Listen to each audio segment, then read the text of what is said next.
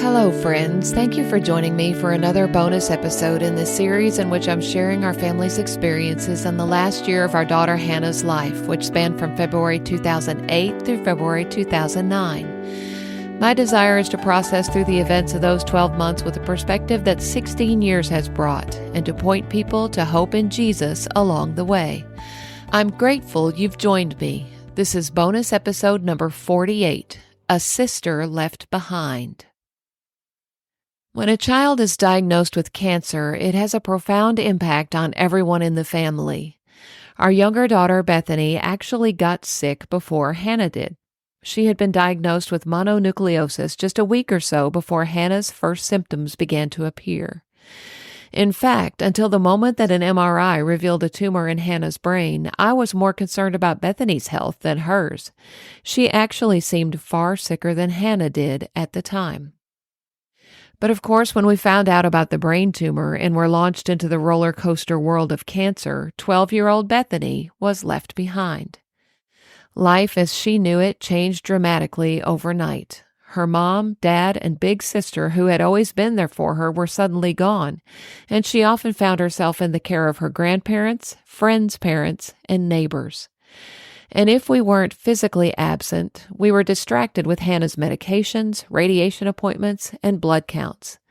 Hannah's health became our primary concern, even as Bethany continued to deal with medical issues of her own. We are so grateful for all those who reached out to Bethany during this time in our lives. Lots of folks stepped up to get her where she needed to go, make sure she was fed, and give her some much-needed companionship. I don't even know who many of those people are, but their kindnesses will never be forgotten. Here's the text of an email I sent 16 years ago today.